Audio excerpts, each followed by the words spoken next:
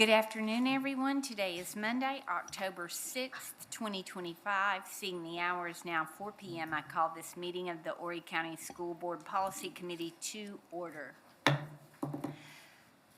Welcome to our third Policy Committee meeting of the 25-26 school year.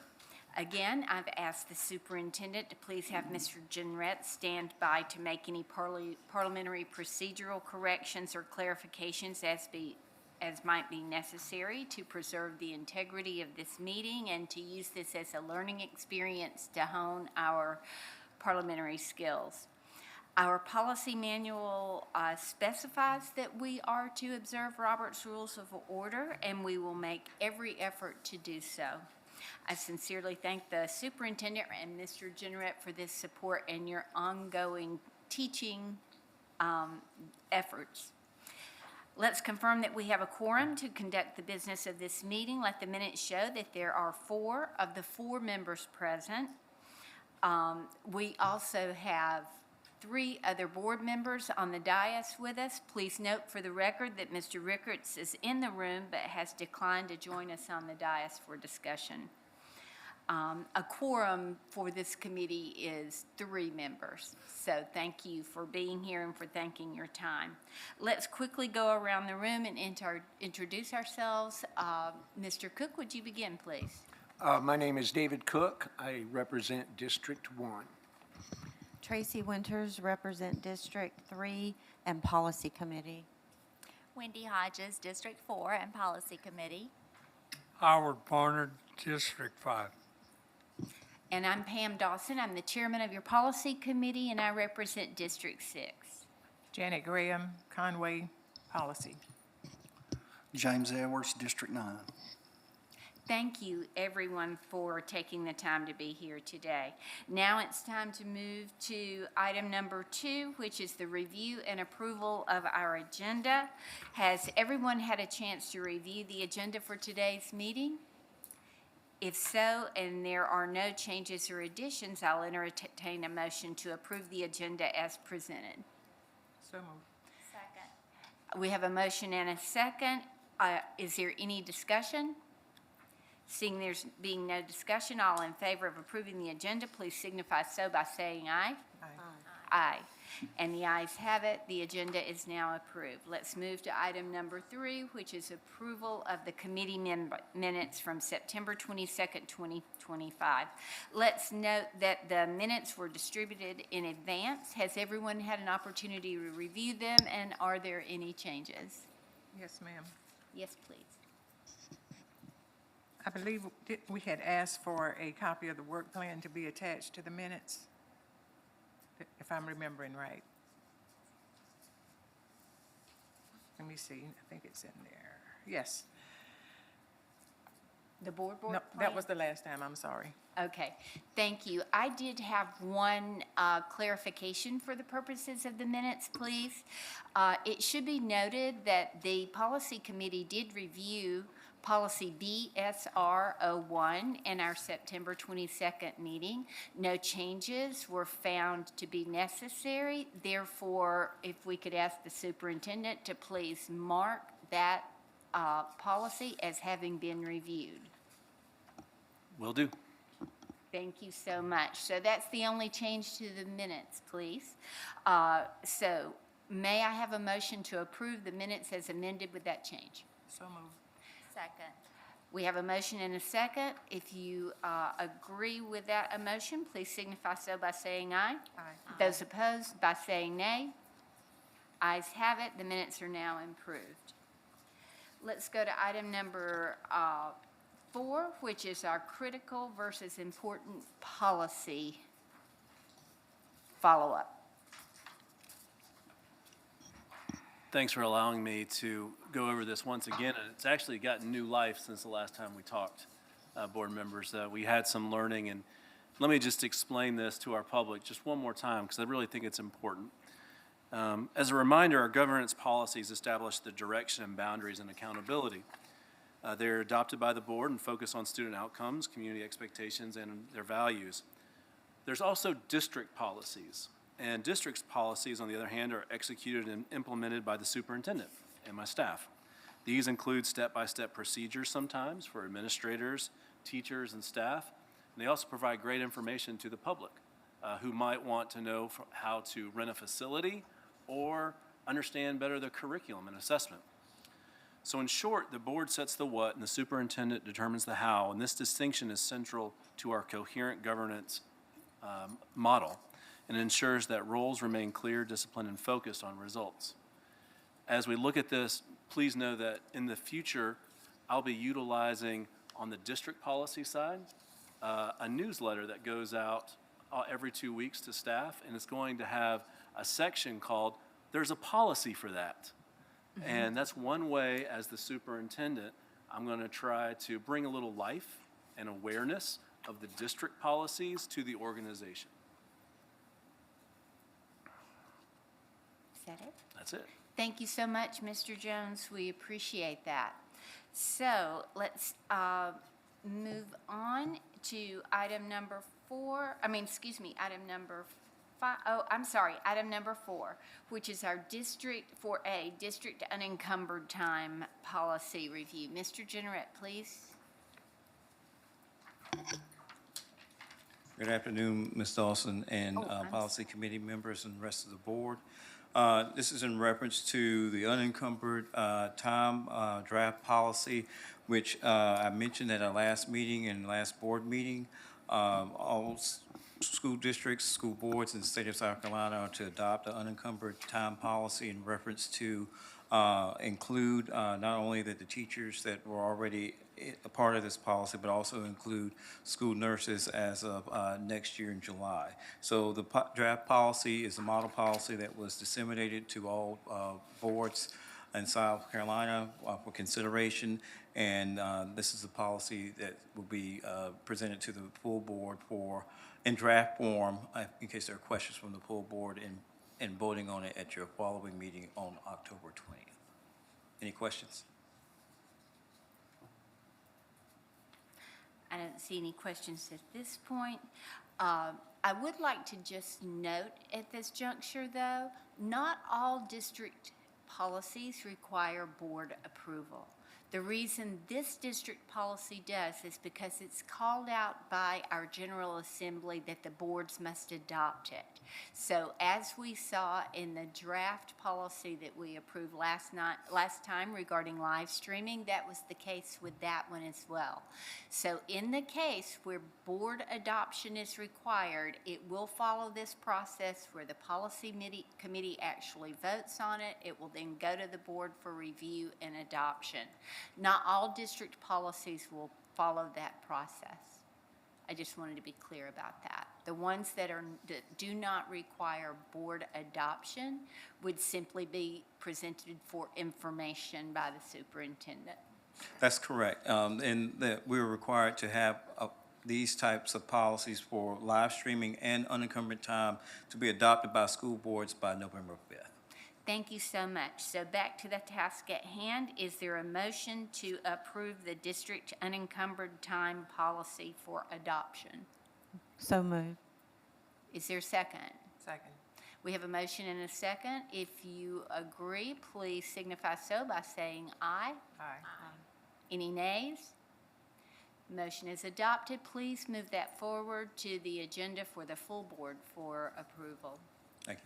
Thank you so much. Moving on to item number 5, which is our Aspen Group Coherent Governance Conference recap.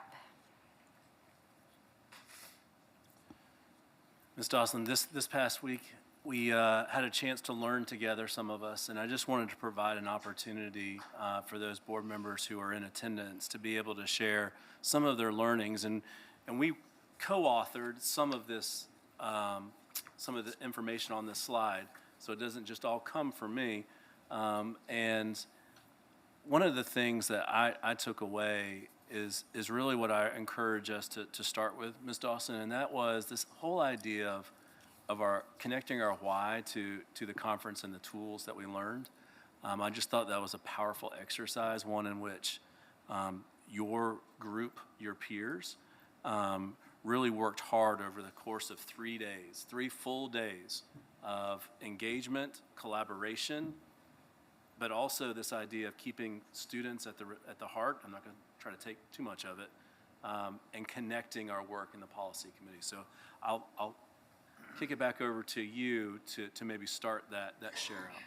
Okay, and I'm going to ask, and I realize not all of our policy committee members could be there, but I'm going to ask those that were at the Wisdom Sharing Conference, Mr. Cook, Ms. Graham, Mr. Edwards, and then I'll share what some of our takeaways were, if you would please. Could we start with you, Ms. Graham?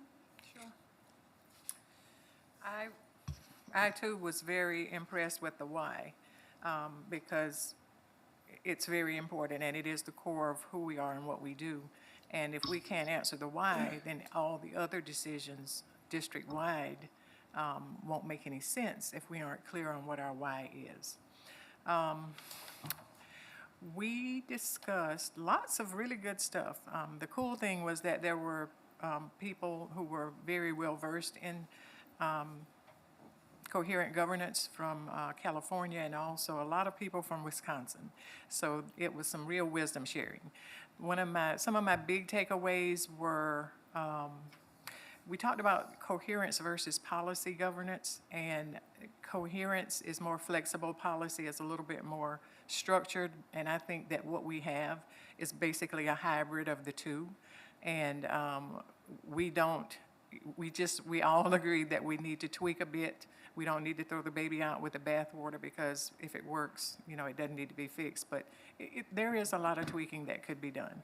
We talked about closing the gap between knowing and doing, and that just knowing a thing or talking about a thing is not actually doing the thing, and that was important.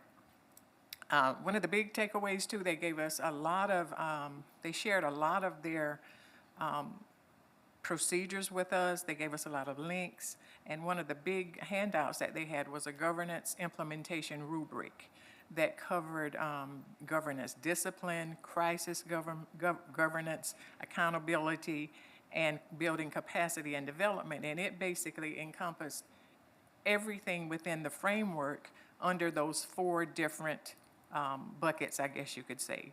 And then it shows us how to link all of that stuff together and get everything done.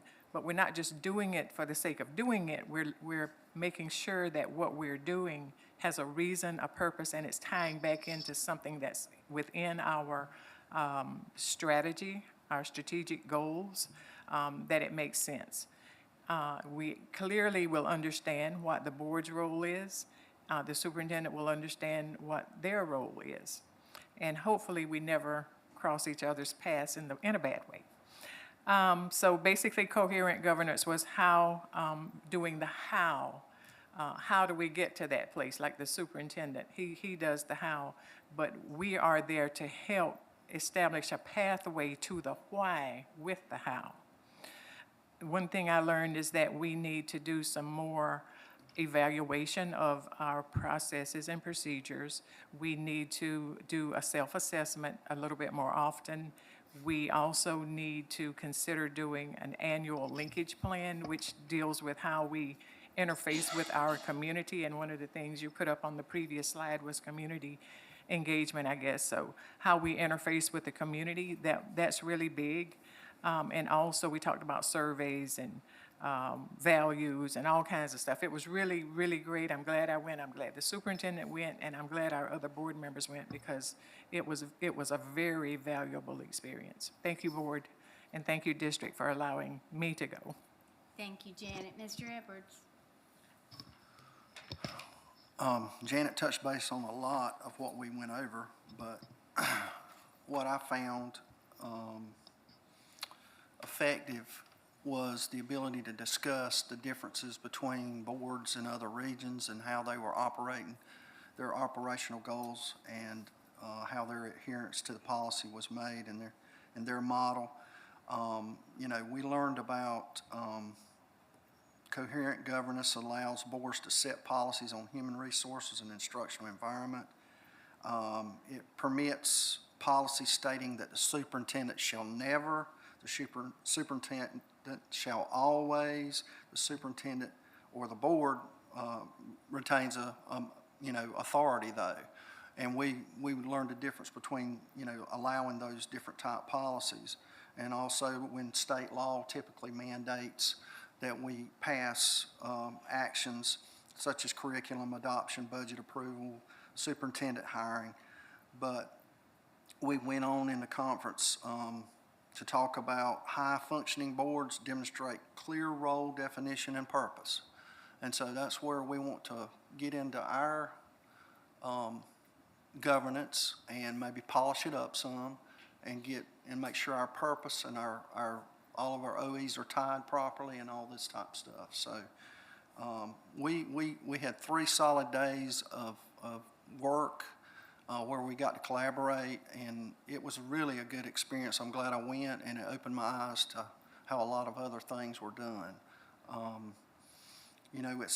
It set some expectations that I think we can find and make practical tools here now.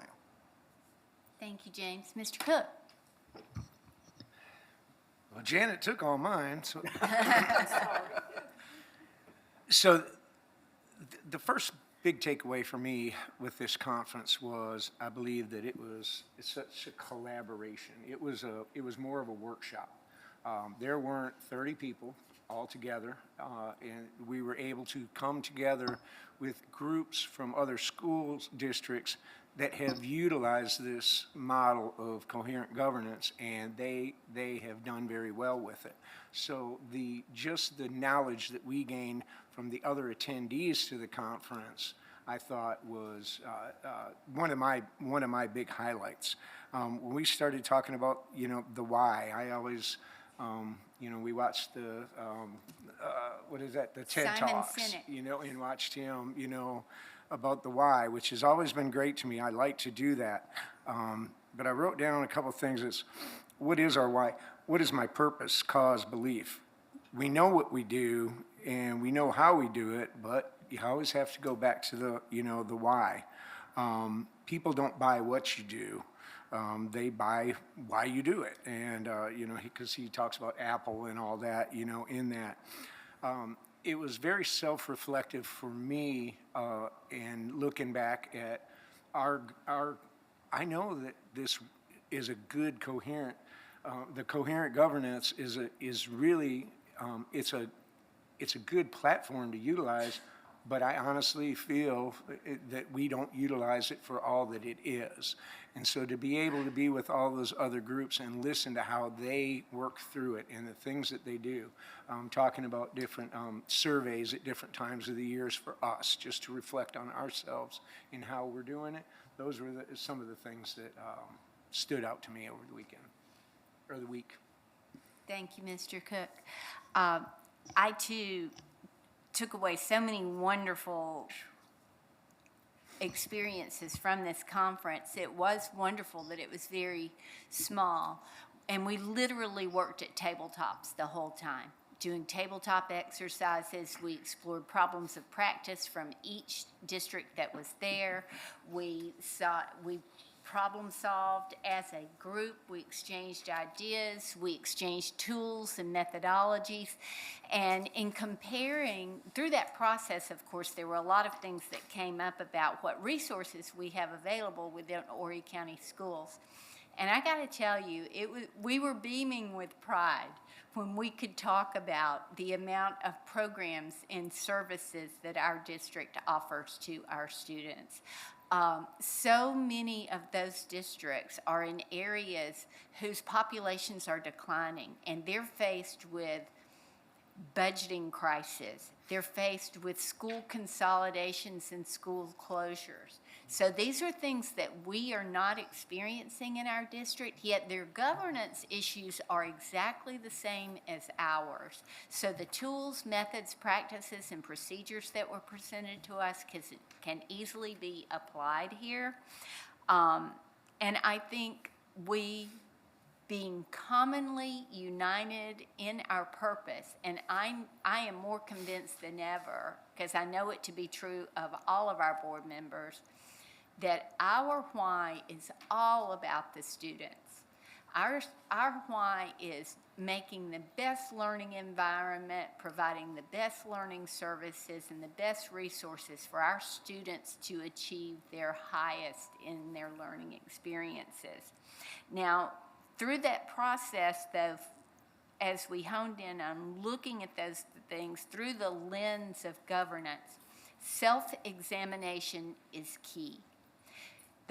When we think of board self-assessments, the priority is focus on the policies, not personalities, not any other components. If we focus on the policies themselves, our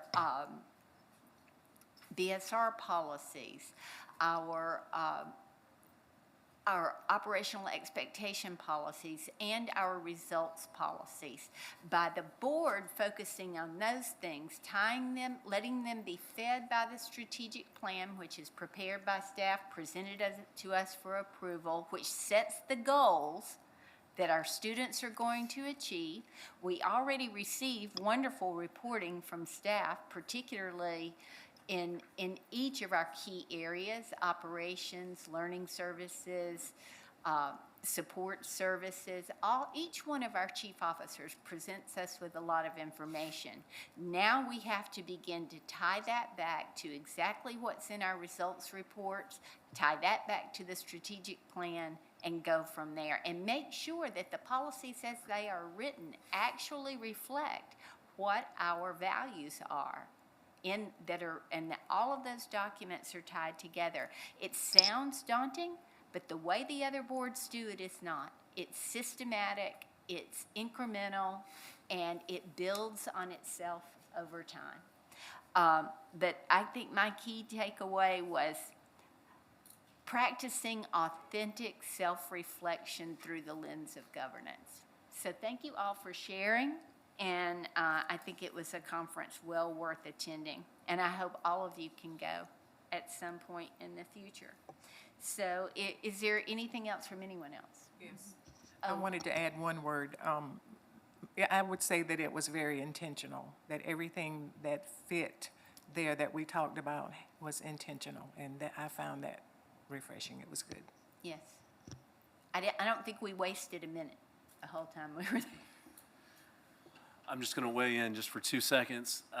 Some of the more tactical pieces of the week that I'm going to bring forward to the board, because I do feel like there were some tools. And the first tool is this value of continuous achievement. And I know what you might be thinking. Mr. Jones, that's not a tool. That's a value. Well, how that was implemented, not only in the surveys and the reflection, but also how the OE reports and the monitoring reports flowed to the results reports, all of that was based on this overarching tool of continuous improvement. The next thing, one specific tool that they brought forward, which I thought was very interesting, was this idea of a debrief after a board meeting. And matter of fact, I learned as your superintendent that it wasn't so long ago that this board used to have a debrief mechanism after the end of each meeting. So just imagine closing out right before a board meeting closes out, where you ask yourselves 4 questions. The meeting incorporated the results or student outcomes on a Likert scale. Time was managed effectively. Discussion and decision-making were clear. Or overall, this meeting was an effective use of time. It's simple, easy questions that boards are asking themselves in this vein of continuous improvement that I just wanted to bring forward. The second was this idea of public awareness. This is different. Coherent governance is not what a majority of the school districts utilize in South Carolina or this region. And so how do we get you the tools as board members so that you can talk about coherent governance in a way that is having a common language and common voice? The next one is training. And this was something that was really put on the board and the superintendents in the room, is how often are you training together around this model? And that training could be done internally by different board members stepping up, but it also could be done by a facilitator. And that was brought forward multiple times on how to get better at this. And then the final one, some different words words that I didn't know. I wasn't familiar with a linkage strategy. Now, I know a lot of strategies. Like I've got my toolbox with that. But a linkage strategy is really easy once it was described, and that is how are we creating connections between the board and the public, the board and staff, the board and stakeholders.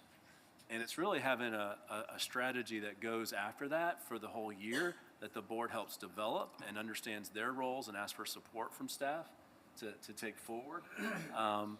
It was really interesting to hear how some board members were going into their public areas with this linkage strategy in mind to come back and report out on. And the final one is this idea of frameworks. Frameworks to me is really more of a staff idea, but how are we utilizing and talking about our curriculum, our instruction, our safety, our operational strategies, and having different frameworks that are known and being able to talk to them in depth, in detail, and utilizing those for the board so they can lift them up as well. So that's a lot, and I know I put my notes on one side, but I will tell you, just like I've heard from every board member that was there, it was a very rich, collaborative time, and one that was both inspiring, but also one that drove me to do something different today than when I went. And so thank you for allowing me to share. Thank you. And we appreciate your attention, and we're looking forward to the day when we can all learn more about our model and how to implement it more effectively. So, I'm sorry? Are there any questions from those who were not in attendance? Anyone? Okay, thank you very much. Please, we intend to have some dialogue about this further. Let's move on to item number 6, which is our review of 2 policies. And this is part of our action of actual review of policies. So let's look at BSR number 2 and BSR number 3. Beginning with number 2, let's take just a moment to read this policy. And this one has to do with the board superintendent relationship, single unit control. So my suggestion is that you take each one of those paragraphs, paragraph 1 beginning with the board, paragraph 2 the superintendent, and then paragraph 3, which is should the superintendent, and we're going to take each one of those and see if any of our policy committee members have any suggestions of is it okay, and is it within the lens of being legal? Is it clear? And does it reflect our values and intended results? So if we look at these policies with that perspective, it will help us refine. We're building a muscle. We're building a muscle on policy review here. So let's take just a couple of minutes to look at it.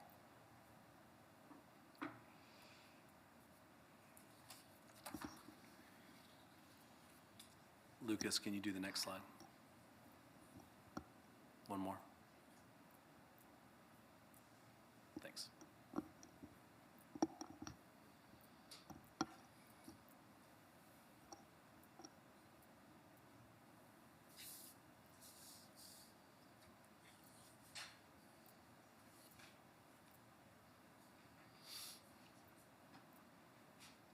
All right, I'm going to start with Ms. Winters. Ms. Winters, what are your comments or observations about paragraph number 1? Do you see any issues in terms of legality and compliance? Is it clear, and does it reflect our values and intended results? I'd say yes to all 3. Thank you. Ms. Hodges? I have yes for all 3. I didn't have any notes on that section. And Ms. Graham? I would say yes with the assumption that our attorney has already gone through this with a fine tooth comb and everything is legal in this policy. Right. And this is an existing policy, so we know it's already been through a vetting process. All right, so we can check off paragraph number 1 as having been reviewed. Let's move on to paragraph number 2. Ms. Winters.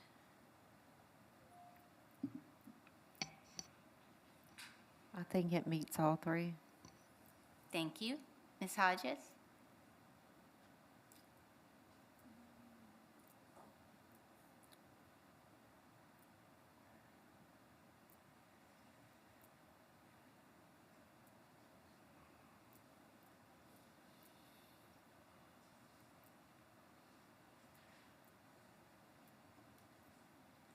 I'm looking back, I had a note, but I don't know, I did this earlier. Would you like me to give you a minute and I'll move on to Ms. Graham?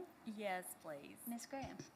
I think I might have the same issue, but I think with number 2, I don't have a problem, but I believe it's kind of unclear. A, B, and C may go with the next paragraph and need to be rearranged, restated, or something. It's a little bit muddled maybe to me. It's wonky. Yeah, Uh, that's that- the official word, yeah, wonky. Wonky. That is now an official terminology adopted by this committee.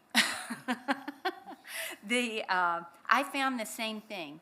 To me, it would appear as though, and I don't like to spend time on policy committee meetings where we're just changing words or format, but in this particular case, items A, B, and C are not clear where they are. Those should be moved below paragraph number 3 to make it more readable and understandable. So that is a revision that I would suggest if the other policy committee members are in agreement.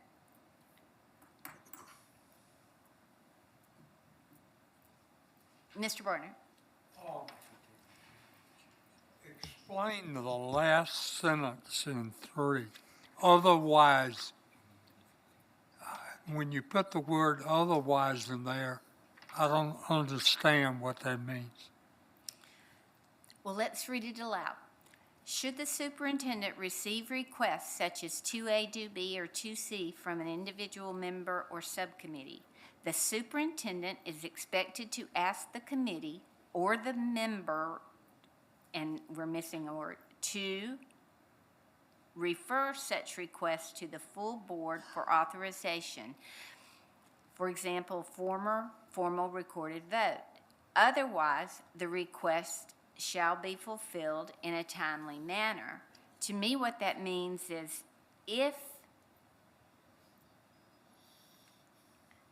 the request is in line with, if it's reasonable and it does not take too much time, the superintendent will make his best effort to fulfill it. But if we want to be more specific, we could eliminate that because I think that is ambiguous. At Yeah, least, I do too. What it sounds like is you've listed everything in 2, A, B, and C. You've gone down to 3, defined it anymore, and then you get down to otherwise, the superintendent can fill Mr. Edwards' request in a timely manner. So to me, that kind of destroys everything else you've done. What if the superintendent fills Mr. Edwards' request and he doesn't fill Wendy's request? I would rather see we just take that sentence out. I would like us to get feedback from the superintendent. So reading through it, there are definitely some areas for edits. I'm not a big proponent of putting something ahead and then describing it below. So flipping that, I think when staff goes back and hears the comments from the board today, I think what you'll see is something in 3 that looks a lot different, right? I don't even think you need the last sentence because this is all an exclusion. Like, you don't need to state, if you're excluding something, everything else is presumed to be okay. That's right. So- Thank you. Miss, I would not be opposed to deleting 3 period. And,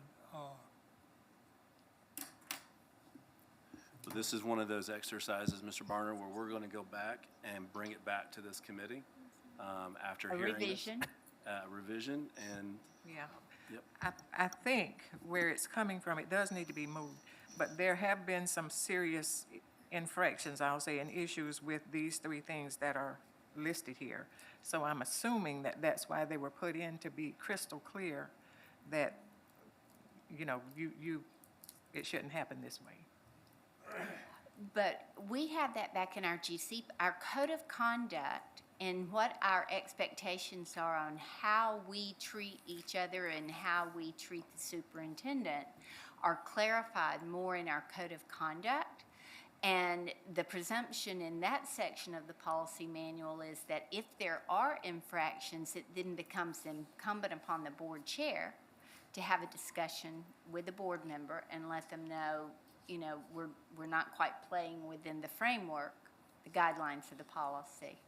So there is a remedy for that, and to your point, Mr. Barnard, it's not necessarily necessary to address it here. So if the policy committee is in agreement, I think this is one where we can say we are going to refer this back to the superintendent so that his staff can craft up a revision to present to us at the next policy committee meeting. That works. Does that work? Do we need to vote on that, Mr. Generette? No vote is necessary, I'm being told? No vote is necessary. We'll take it back through the superintendent, work on it, and bring it back forward for you to consider later. Thank you so much. And this is where we're actually doing the work that our model and what we talked about. This is what boards who practice coherent governance do in a public realm to discuss our policy. So thank you so much for that. So let's move on to item number, BSR 3, which again is in the board superintendent relationship section. This is regarding staff accountability. Again, let's look at it paragraph by paragraph. Let's take a couple of minutes to read. It's 4:37. Let's take 2 minutes to read, and then we will come back. And I'll start with you, Ms. Graham. Is that okay when we come back? Okay. Let's take a couple of minutes.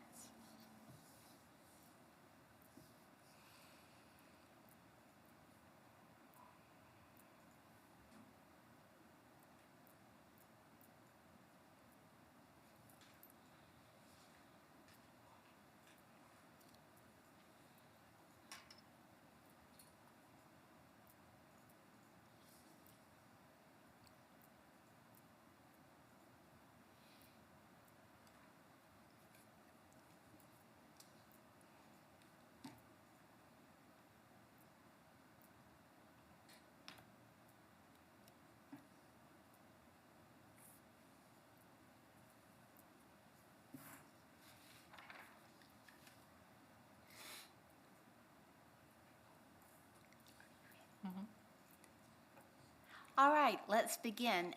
We're going to begin with Ms. Graham on paragraph number 1. Ms. Graham, do you find that this paragraph is consistent with our bylaws? And we are assuming, we know that it has been reviewed by legal because it is an existing policy that, and have there been any legal changes that would affect this policy? And I'm being told no. So we can answer that question. And then do you find that it's clearly understood? Yes, I am good with all 3. Okay, great. Ms. Winters I'm good with all 3. and Ms. Hodges. I guess in looking at the compliance, like, are we being compliant with, maybe 1 or 2, maybe informally have,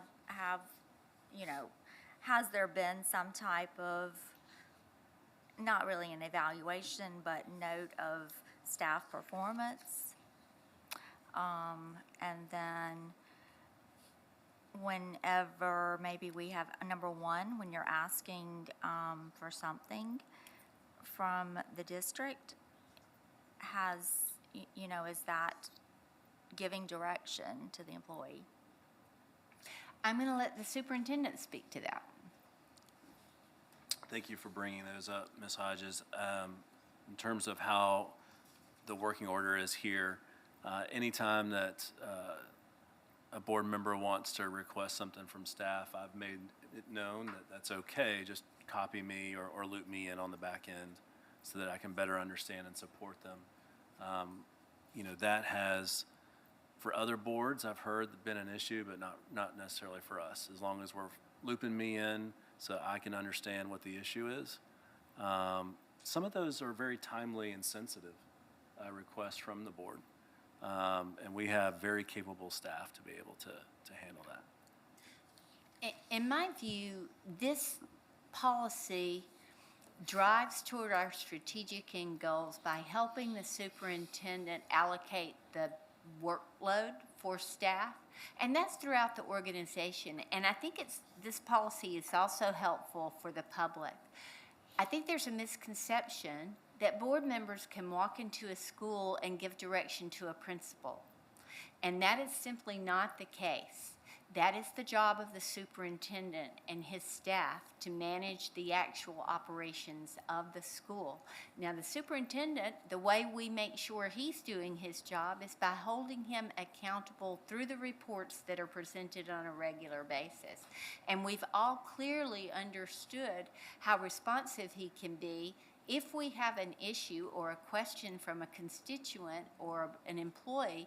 If we refer it to him, he promptly addresses it.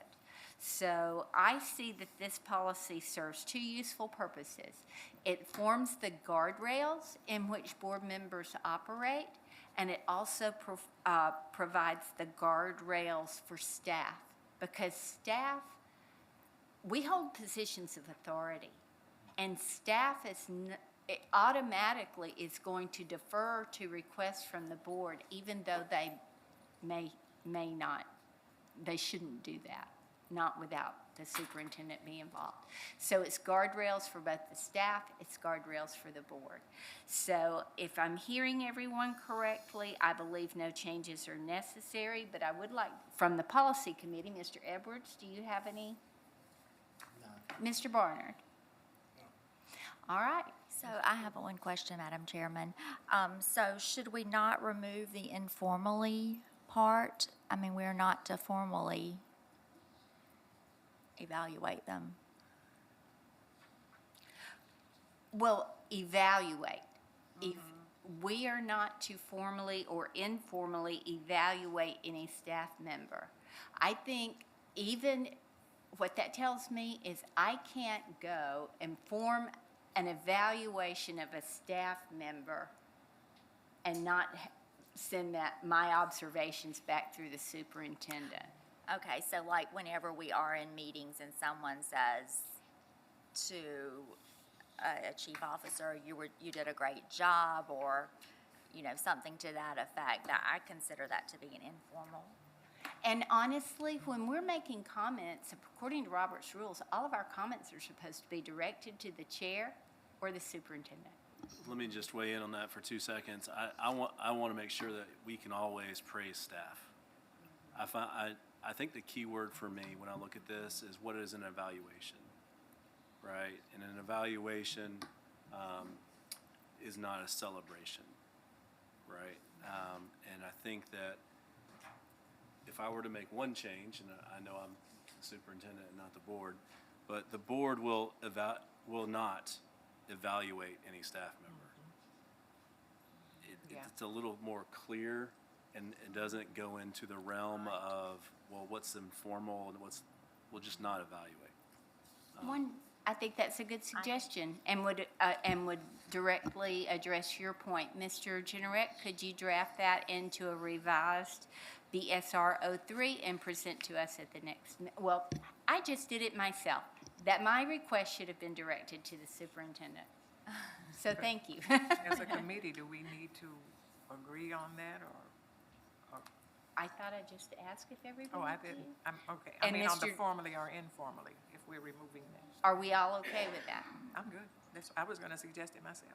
Okay, and so the policy committee is agreed, and we've asked the superintendent to have staff craft a revision and bring it back to us. So that's great work. We've actually now reviewed 3 of our policies, and this is what a board self-assessment is. So thank you very much for that.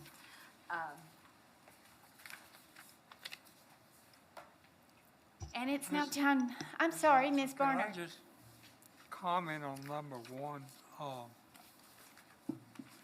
I'm The sorry. superintendent and staff has done an excellent job on the O&E report. I find that very helpful. But we've never voted on that. So it's not technically, it's not a policy. So we need to vote on that so we can evaluate the superintendent based on what the O&E report says.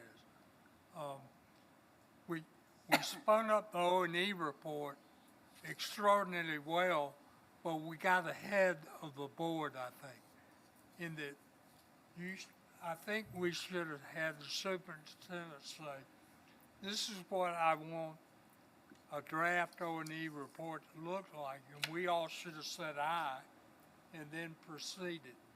I certainly don't have anything wrong with the O&E report. I think it's superb. But it's not policy. Some of the takeaways we took away, and tonight we're going to be evaluating an OE report. And one of the things other districts do is when you look at the attachment to tonight's agenda under the OE report, I believe it's number 13 that's being presented. When you look at there's a decision sheet on the front of that report that the board is to vote on. And underneath there, it addresses what the superintendent's interpretation of that policy is. So one of the things that other districts do is they pay very close attention to make sure that the superintendent's interpretation of that policy and the report that's being presented is actually in line with the values that the board has. They do that under every single OE report, every OE reports that's presented to the board. That is the actual board self-assessment process for that OE report, and that OE report is also supposed to line back up, in our case, our documents say, to the strategic plan. And we do have some progress to make on that, but you will begin to see that occurring. So thank you. Any other questions or comments? If not, we're ready for adjourn. The chair will now entertain them. Oh, we do have wanted to talk a little bit about what's coming up in November. We will be having our roadmap discussion, which means we will begin to create our multi-year policy roadmap template. And like I said, this work has to be done incrementally. We can't do it all at once. We could knock out a number of our GC policies if we were inclined to have a board retreat and spend half a day or some hours on that. That's something the board will need to consider and talk about. But that is our meeting cadence. Believe it or not, we've only got 7 more policy committee meetings for the remainder of the school year. So we have a lot of work to do, but I feel like we've made some progress just getting these 3 done. So thank you so much for your cooperation, your time, and your attention. The chair will now entertain a motion to adjourn. So move. Second. All in favor, say aye. Those opposed? Ayes have it, we are adjourned.